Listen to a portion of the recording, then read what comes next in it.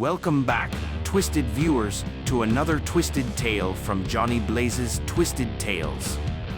Join us on a tale about two metal workers whose hard work didn't pay off this time, who took a job from a mysterious man that leaves them in a very hot situation in today's twisted tale, The Deceitful Mr. Black. In a small town near the ancient hills of Beverly Hills, Louisiana, Garrett and Story had a business called Story and Garrett's Metal Magic. They worked in their metal fabrication shop, crafting intricate railings and signs. Their work was extremely precise, their craftsmanship renowned throughout the world. One stormy night, a tall stranger cloaked in darkness entered their shop. He introduced himself as Mr. Black.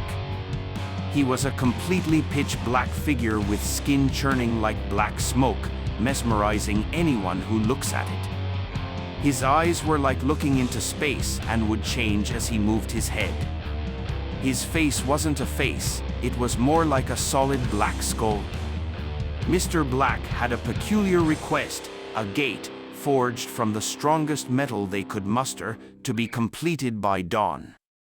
Despite the strangeness of the request and the urgency of the timeline, Garrett and Story agreed, enticed by Mr. Black's promise of wealth beyond measure. Mr. Black claimed to be a rich man from Pennsylvania, but something seemed off about his story. But Garrett and Story pushed past it, knowing that after they finished this job they would never have to work again. They worked through the night, hammering, welding, and etching strange symbols into the metal, all as Mr. Black watched silently from the shadows.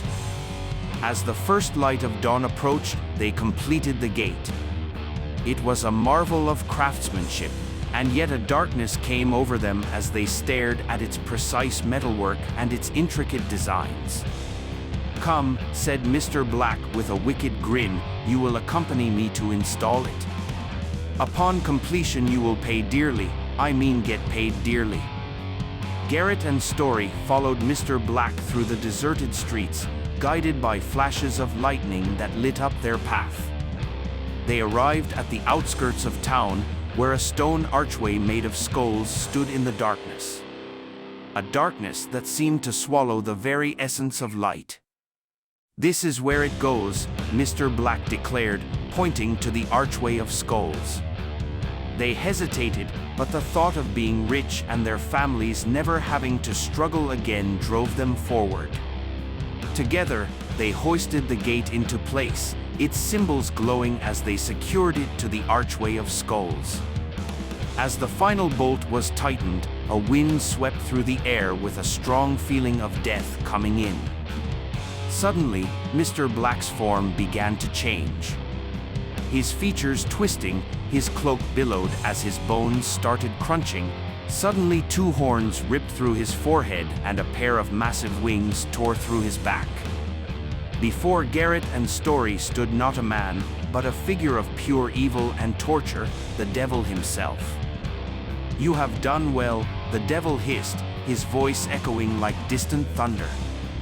"Now, you shall remain here with me." Horror gripped Garrett and Story as realization dawned upon them. They had unwittingly crafted and installed a gate to hell itself, and now they stood face to face with its ruler.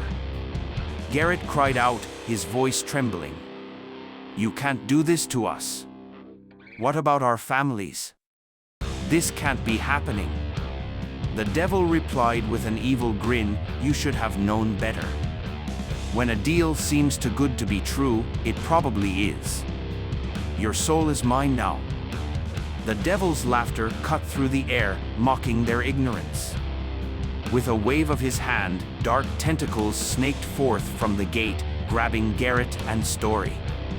They struggled against the otherworldly grip, but it was futile.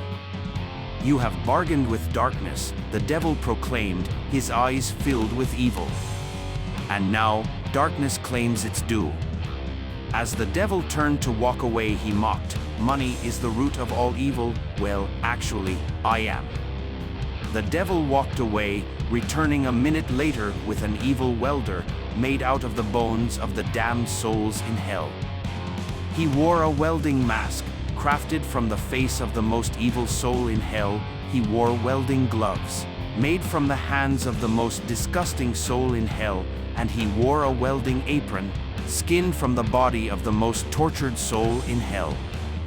The devil approached Garrett and Story with the welder and said with a deep voice, "Sorry about your luck. I was in a bind and way behind, and you were willing to make a deal." The devil's gut-wrenching laughter echoed through the walls of hell as he slammed his welding mask down over his face. The devil welded them to the gate with weld that was made from the skin of the tortured souls in hell. Story and Garrett were now welded to the gates of hell, left to burn on fire and greet all the damned souls entering hell for the rest of time. The screams of pain suddenly stopped. Garrett and Story bowed their heads because they knew that they were beat, the sudden realization coming to them that the fire that engulfed their bodies would never stop burning, and that they weren't going to be able to break the weld trapping them to the gate. Both Garrett and Story agreed to just accept their fate, knowing that even if they escaped, they had nowhere to run. For they were stuck, trapped in his world, left hanging from the gates of hell, left to serve the devil forever. No, left to serve the deceitful Mr. Black. Thanks for joining us on this twisted tale called The Deceitful Mr. Black. Story and Garrett took a job from the wrong customer and paid with their souls. If you enjoyed this twisted tale, like, share, and subscribe to help my channel grow.